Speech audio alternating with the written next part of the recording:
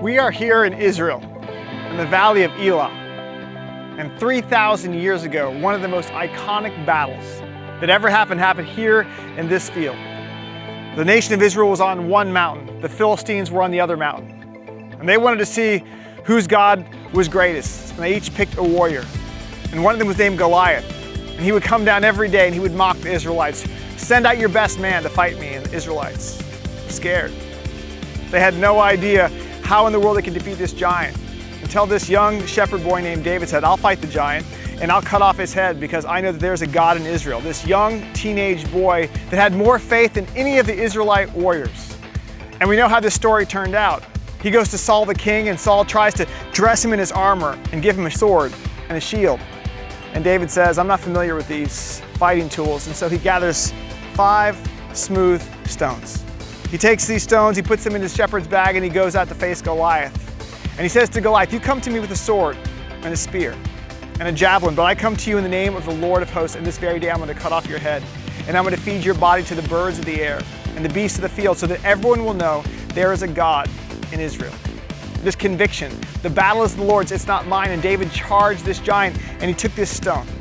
And this stone stuck in the head of the Philistine, a perfect shot. The Philistine fell, and David led Israel into a great victory that day. And this is not just a story for 3,000 years ago. It's a story for today. You see, David points to another hero named Jesus, who would fight another Goliath named Satan, and he would destroy the power of sin and death and cut off the head of the serpent so that we could have freedom. And we walk in these Goliath battles. We have a chance to face our giants every single day because of the power of Christ is in us. And so the question I have for you today, as I stand here in the valley of Elah, is what is your stone?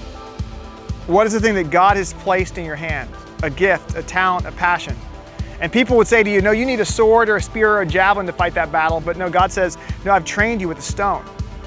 And then the question is, what do I do with that gift?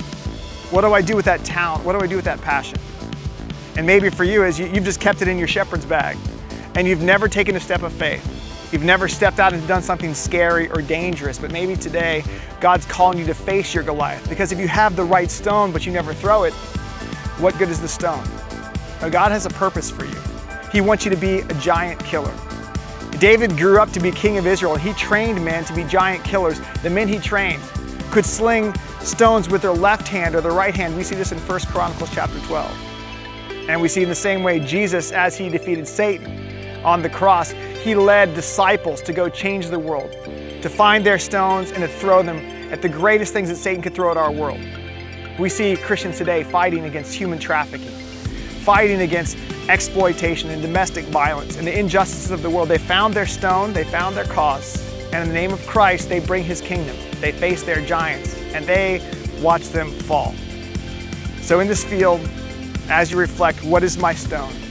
What is my Goliath? Know that you have a Savior that's called you into this spiritual battle to win great victories in his name and for his purpose. And when we get to heaven one day, we will revel in the fact that God chose to use us in our seed of faith to bring down giants.